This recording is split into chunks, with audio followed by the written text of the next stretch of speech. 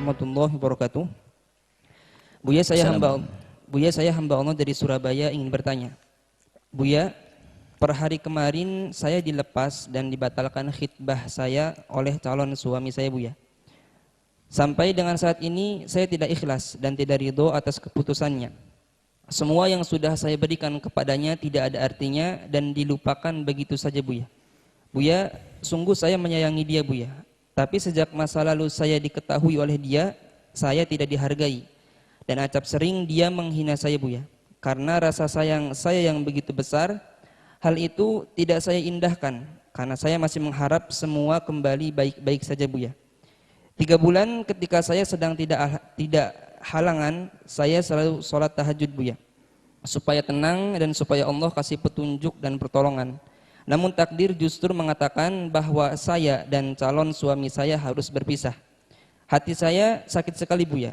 Tiada ketenangan dan kebahagiaan di hari-hari saya, Buya. Mohon doa Buya supaya saya kuat dan ikhlas menerima semua ini. Doakan saya untuk bisa lupa dengan dia, Buya. Terima kasih. Baik, rasa sakit yang dirasakan seorang hamba itu lebih banyak daripada ulahnya sendiri. Dia yang membuat, maka dia merasakan sakit itu, rata-rata begitu. Kisah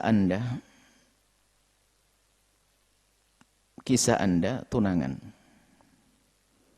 Baik. Setelah tunangan ini kan berjanji untuk saling menikahi. Anda menikah dengan calon suami, suami menikah dengan Anda. Itu kan tunangan maksudnya.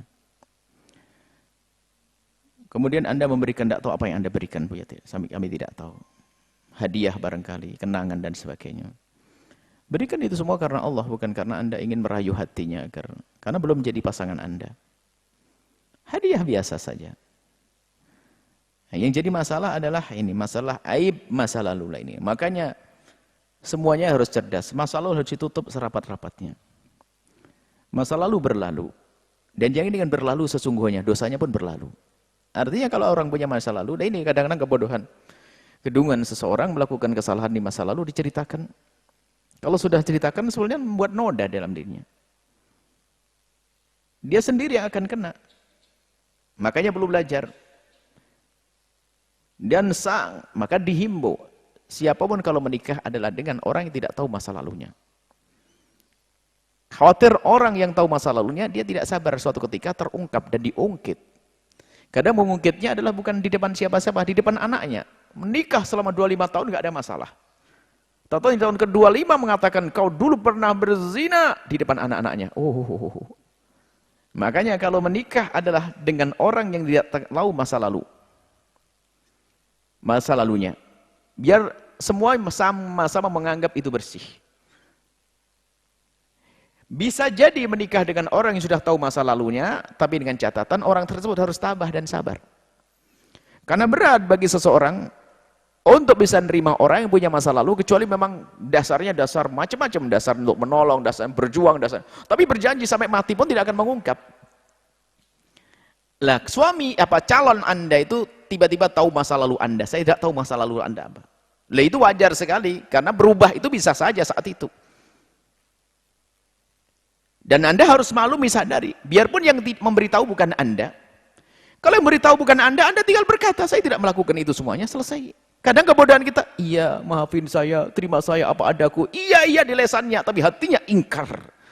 Maka banyak wanita-wanita dungu seperti itu. Mau menikah dengan seorang laki-laki karena tersanjung malah bercerita, wahai calon suamiku, terima aku apa adaku ya. Memang kenapa? Aku punya masa lalu. Ya, ini kebodohan. Makanya akibat itu daripada ungkapan kita. Mungkin yang bercerita adalah bukan Anda. Anda bisa menepis kok. Tidak usah Anda, tidak perlu mengakui kesalahan-kesalahan seperti itu kalau urusan dengan Allah. Kalau dosa kepada Allah, ngakunya kita kepada Allah. Kalau ada orang yang bertanya, nggak perlu dijawab. Makanya ngaji itu kan penting. Kemudian setelah itu Anda ditinggalkan. Anda masih sayang. Nah, ini kesalahan yang kedua, Anda telah menancapkan panah asmara di dalam hati Anda. Susah dicabut, sakit nyabutnya. Itu kan salahnya Anda, belum apa-apamu kok. Belum jadi suamimu kok. Sudah kau tanamkan cinta itu dalam-dalam. Capeklah dirimu. Makanya, kemudian setelah itu apa? Anda tidak bisa tenang. Anda harus tenang. Karena apa? Jika dibatalkan hari ini jauh lebih ringan daripada dibatalkan dan diungkap setelah punya anak 2 nanti. Anda lebih sakit. Maka tata hatimu. Wahai adikku, anakku, tata hatimu. Laki-laki tidak dia saja. Dan cari laki-laki lain yang tidak tahu masa lalu Anda. Dan berjanjilah Anda untuk tidak cerita. Dan dia sudah tidak menghendaki Anda. Selesai. Kenapa harus Anda mikir orang yang tidak mau dengan Anda? Jadilah sedikit orang cerdas. Sakit ya, namanya sakit lagi. Akan berlalu itu semuanya. Kalau kita tata sakitnya hati dengan kecerdasan. Wong dia sudah nggak mau dengan saya. Kenapa harus saya paksakan? Saya masih sayang. Itulah salahnya kita ini. Sudah tahu dia tidak mau masih memaksakan. Sudah, selesai. Apalagi dia adalah alasannya dia mengundurkan sangat sah karena tahu masa lalu Anda kok. Lalu apa Anda selamanya terpuruk? Ya enggak dong. Anda istighfar, minta ampun kepada Allah. Anda cari laki-laki lain dengan cara yang baik.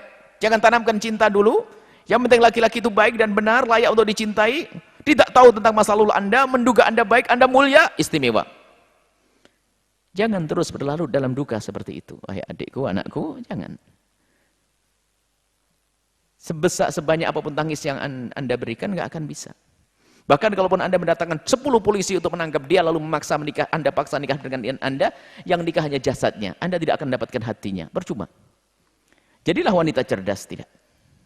Saya akan cari lebih baik dari dia. Dan semoga dia menikah dengan wanita yang solehah. Selesai. Lega hati Anda.